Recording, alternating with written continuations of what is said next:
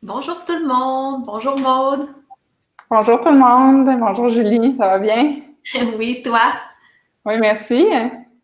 Aujourd'hui, on parle d'une blessure qui est hyper fréquente, qui peut avoir, qui peut se produire sur différentes articulations du corps, mais on va être plus précise pour synthétiser l'information. On va parler de la cheville aujourd'hui et des entorses.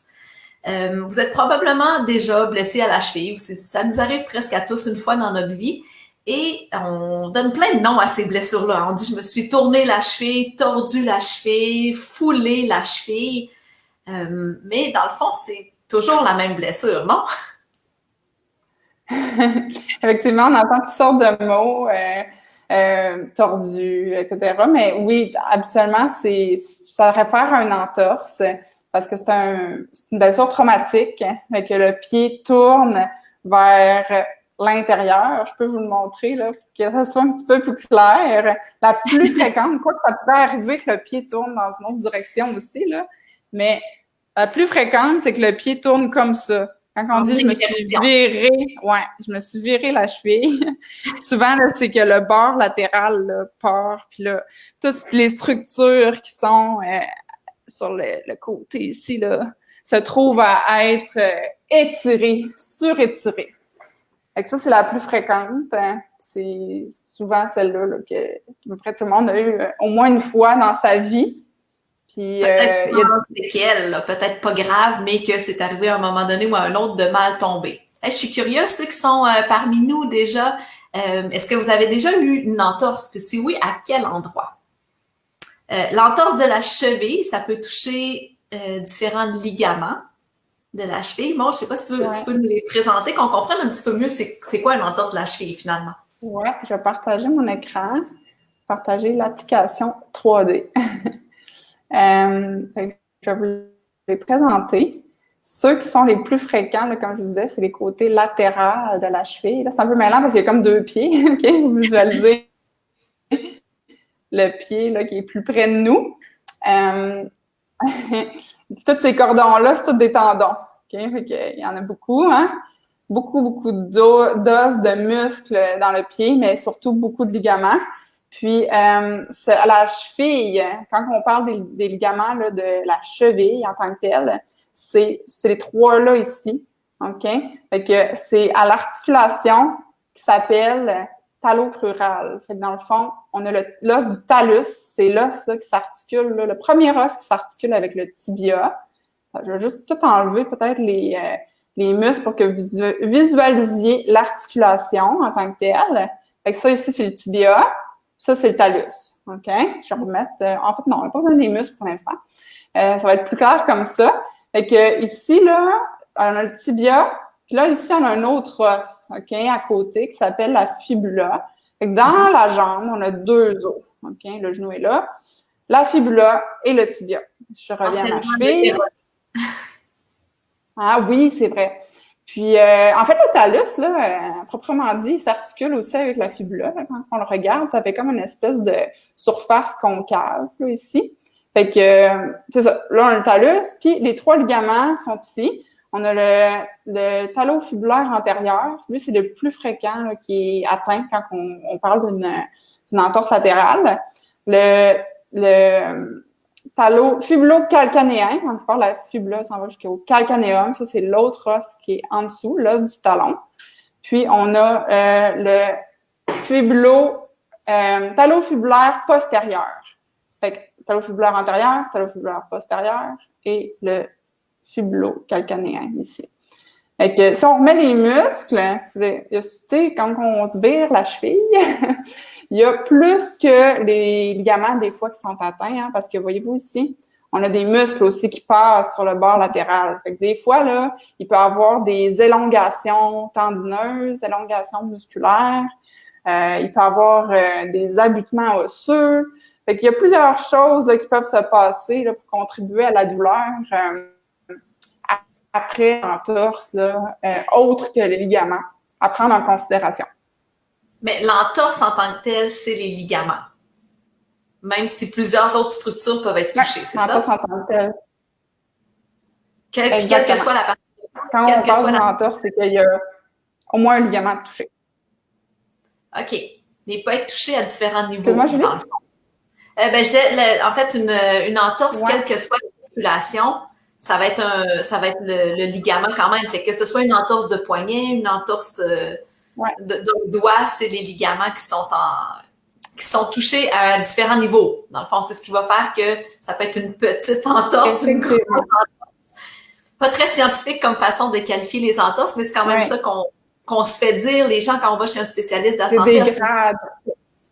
Ouais, mais c'est quoi une petite entorse? Ouais. Il y a 3 grades. Dans le fond, grade 1, c'est qu'il y a quelques fibres. En fait, le ligament, j'aurais pu le décrire pendant qu'on avait l'image, là. Vous avez vu, c'est une petite bande de tissu. Puis, c'est un tissu qui est pas très élastique parce que le rôle d'un ligament, c'est de nous empêcher d'aller dans une amplitude articulaire qui serait non physiologique. Et par exemple, ici, mon doigt, ben, qu'est-ce qui fait qu'il arrête à un moment donné? Que je peux pas aller le toucher jusqu'à, c'est comme un sens inverse, que je peux pas aller le toucher jusqu'à ma main, là, en le pliant, ben, c'est que j'ai des ligaments ici en avant qui me limitent, qui m'empêchent d'aller plus loin. Ce qui est une bonne chose parce que avoir le doigt qui sort de la main, ce serait pas super bon et pas très fonctionnel. Fait que ces petites bandelettes-là sont pas très élastiques. Fait que quand on arrive pour dépasser l'amplitude maximale fonctionnelle d'une articulation, ben c'est là qu'ils peuvent soit s'étirer un petit peu, comme quelques fibres qui vont déchirer. Ça, ce serait le grade 1. Après, quand j'ai vraiment là, une déchirure là, franche sur une partie du ligament, mais pas tout le ligament, là, ça serait un grade 2. Fait que, par exemple, j'aurais mon ligament ici. OK? Ben, disons qu'un grade 1, ça serait comme des petites rayures, là, de petites parties de fibres qui seraient déchirées comme à peu près un peu aléatoirement dans le ligament. Puis un grade 2, ça serait carrément une petite partie une petite déchirure, là, franche. Puis un grade 3, ça serait au complet. OK? Fait que ça, c'est les 3 grades. Grade 3, là, ce que les gens, j'en ai jamais vu en clinique, là, mais les grades 3, là, ce que les gens mentionnent, c'est que ça fait plus mal, entre guillemets. Tu sais, c'est comme moins douloureux qu'une grade 2 parce que dans le fond, il y a des récepteurs de douleur dans le ligament. Puis là, vu qu'il est comme complètement discontinué, c'est comme si, le signal passe quand on fait le mouvement, il y a rien qui s'étire parce qu'il est juste plus ensemble. Il ne peut plus s'étirer. Fait qu'il y a moins de douleur. Et sinon, il va y avoir de l'enflure, il va y avoir d'autres signes, là. Mais la personne ne pourra pas marcher. Mais ça va faire moins mal qu'un grade 2, qu'un gros grade 2, par exemple. Fait que ça, mais j'imagine aussi que j'imagine que le traitement, la façon de récupérer selon le grade sera pas le même également. Fait que c'est important de savoir un petit peu vers quoi s'aligner parce que s'il est déchiré, ben tu peux pas faire les mêmes mouvements que s'il y a juste au grade 1 des ça sera pas pareil. Non. Ouais, un grade 3, là, il faut qu'il immobilise quasiment comme une fracture, là. Mettre une botte ou vraiment immobiliser pendant quelques semaines. Puis, si c'est un grade 1, ben, il va y avoir une immobilisation relative au début pour permettre aux fibres de se recoller avec le processus de guérison. Mais c'est sûr qu'à chaque fois qu'on va aller dans une amplitude qui est en inversion, c'est quand la cheville est tordue, si notre cheville retourne dans cette amplitude-là, puis que le ligament n'est pas tout à fait guéri, ben là, on gratte le bobo, puis là, c'est plus long. Fait que c'est pour ça qu'au début, on veut vraiment une immobilisation relative. Quand on parle d'immobilisation, c'est pas nécessairement de plus marcher. Là. Pour les grades 1, les gens peuvent continuer à marcher parce que ça peut-être les 2 premiers jours, peut-être, il y en a, ça dépend vraiment des symptômes. Il y en a qui vont avoir des béquilles, mais il y en a qui n'en auront pas. Mais la marche est quand même précoce parce que la marche, c'est pas quelque chose qui va venir étirer trop le ligament. C'est parce que normalement, on va pas dans cette amplitude-là où la cheville est tordue là, en marchant. Il y a Nora qui a écrit qu'elle est restée fragile après une entorse, puis j'entends souvent ça des gens qui ont l'impression que leur cheville reste fragile ou qui devraient éviter certaines choses. Est-ce que c'est courant, normal que ça reste fragile super longtemps? Est-ce que c'est parce que faut continuer de renforcer, faire des exercices de renforcement de la cheville? Si c'est pas bien pris en charge après, c'est-à-dire faire des exercices de proprioception, de renforcement, ben ça se peut que la cheville se refoule, ok? Donc se réentorse. Ça c'est quand on a une entorse. On en a parlé dans d'autres capsules, les fameux propriocepteurs, donc les petits mécanorécepteurs qu'on a dans les ligaments. On avait parlé qu'on en avait à la base du crâne, on en a dans les pieds. Dans les chevilles, il y en a aussi. Puis, les ligaments, au fond, quand on va faire notre mouvement, il va nous dire, il va sentir les tensions qui changent, il va sentir où mon ligament est rendu dans son étirement, il va envoyer un signal à mon cerveau.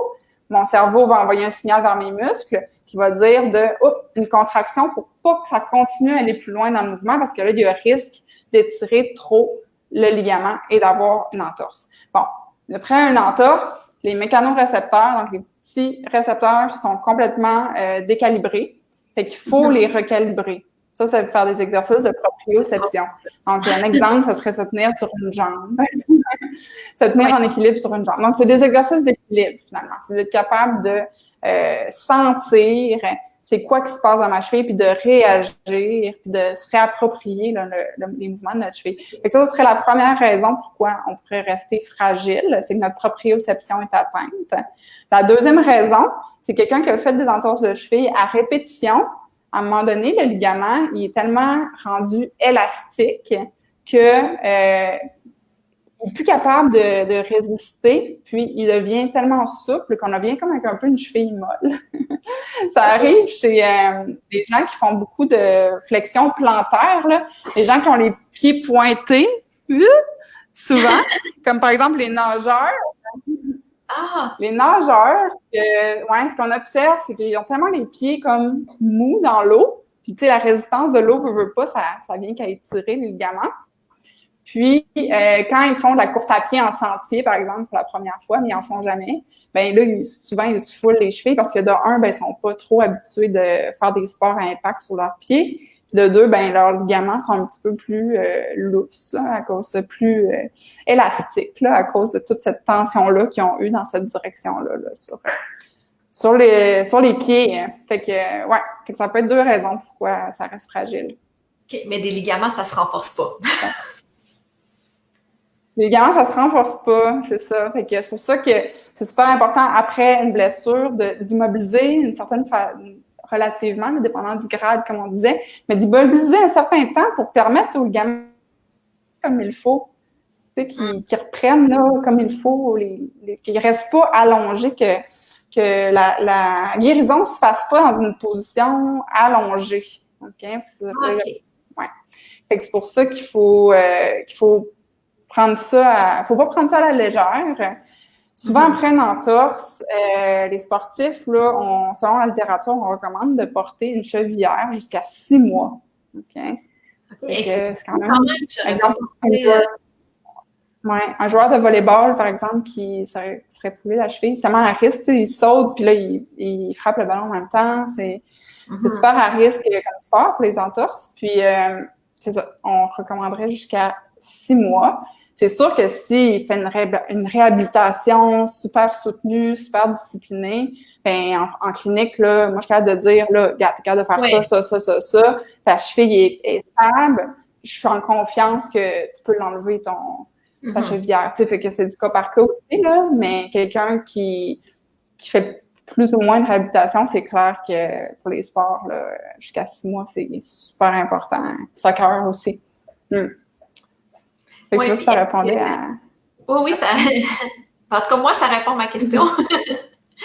Puis, est-ce qu'il y a moyen de compenser le manque de rigidité des ligaments en renforçant davantage les muscles autour, surtout en cheville et pieds, on sent qu'il y a énormément, il y a vraiment beaucoup de muscles.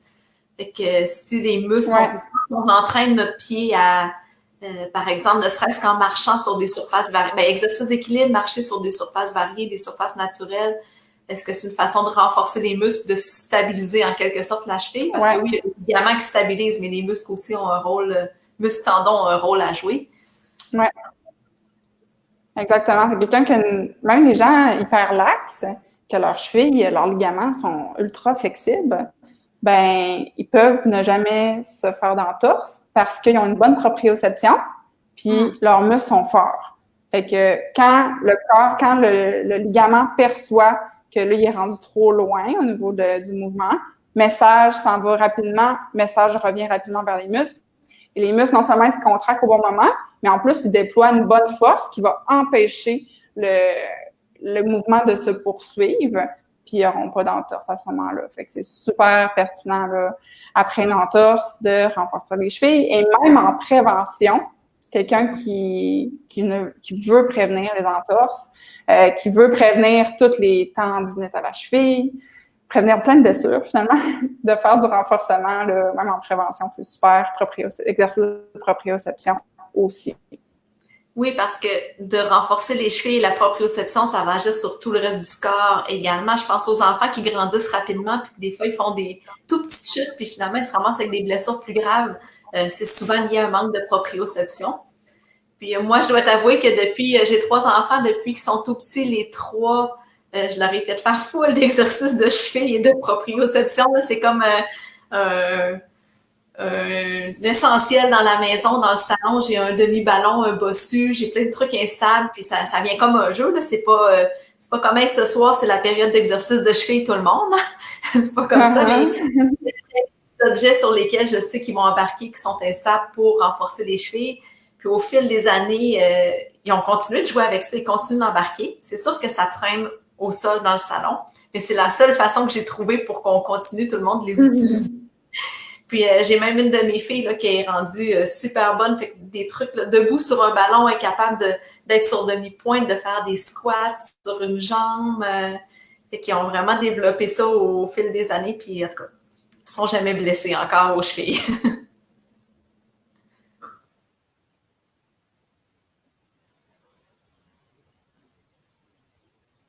Oh, je pense qu'on t'a perdu le monde.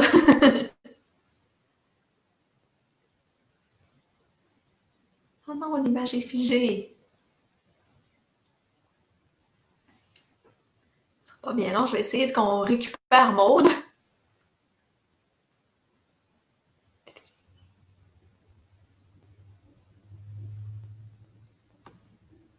Je sais pas s'il y en a parmi ceux qui sont là qui ont des questions d'ici à ce que Maude débloque. Si vous avez des questions par rapport aux entorses, des questions par rapport à la récupération de ce que vous pouvez faire ou même à plus long terme, vous pouvez m'écrire. Je suis revenue. Excusez. Problème technique. Est-ce que ça va bien? Tu m'entends bien? Oui, je t'entends bien. OK. Fait qu'on parlait de tes enfants qui faisaient des exercices préventifs. C'est super. Oui. Là, j'ai demandé, pendant que tu n'étais pas là, j'ai demandé s'il y en a qui avaient des questions.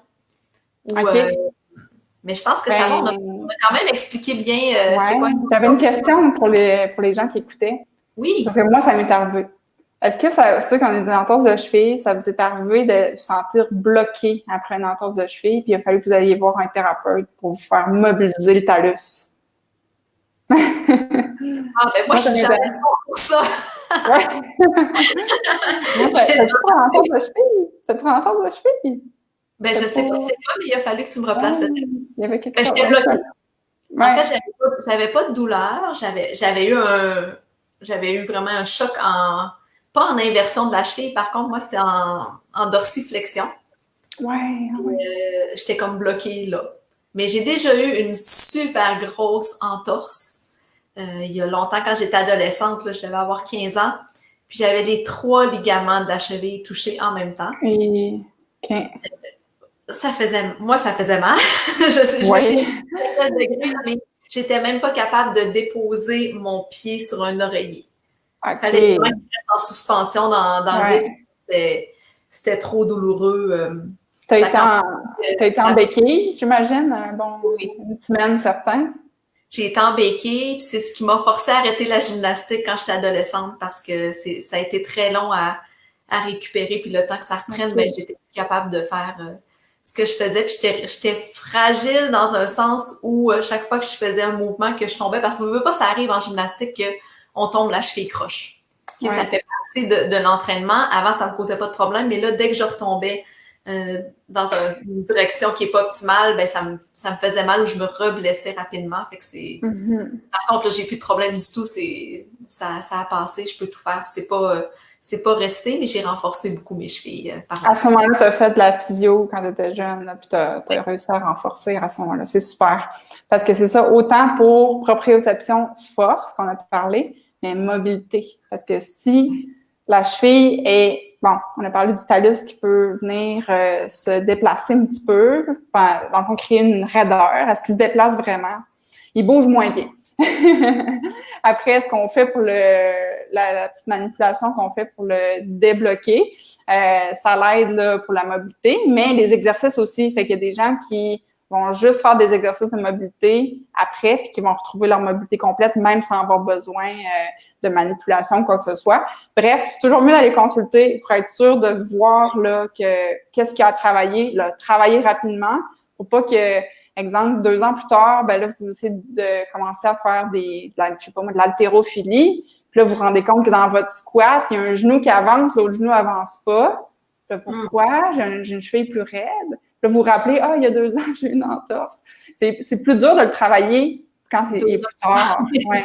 C'est mieux de le travailler tout de suite, ça va mieux. C'est moins difficile de travailler quand c'est plus frais que quand c'est plus installé, là. Eh bien, j'espère qu'on a répondu à vos questions, que vous comprenez un peu mieux c'est quoi se fouler la cheville, se virer la cheville, se faire une entorse.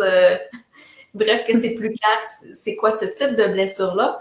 Puis, la semaine prochaine, on fait pas de capsule physio fixe. On n'est pas disponible ni l'une ni l'autre la même semaine. Par contre, dans 2 semaines, on revient avec un sujet que je crois qu'il va toucher beaucoup, beaucoup de gens et qui est plus complexe qu'on pense. En fait, moi, j'étudie beaucoup ça ces temps-ci, puis je me rends compte que j'avais vraiment simplifié le problème, c'est-à-dire les hernies discales. J'ai le goût qu'on vous explique c'est quoi exactement une hernie discale, qu'est-ce qui se passe dans le corps vraiment plus précisément, mais aussi, et bien évidemment, qu'est-ce que vous pouvez faire pour vous aider. Je pense que ça va être d'actualité parce que avec les gens qui sont beaucoup en position assise en ce moment avec le confinement, là, ça prédispose aux hernies discales, disons, pour dans tous les problèmes de dos, là. C'est celui, la position assise, là, ça nous met plus à risque. Moi, j'en ai traité en téléconsultation beaucoup ces temps-ci. Fait que ouais, d'actualité. Donc, si vous avez d'autres suggestions aussi, n'hésitez pas pour les autres semaines à nous les dire. Excellent. Eh bien, bonne fin de journée tout le monde. Bye bye. Merci Julie, merci tout le monde. Bye bye.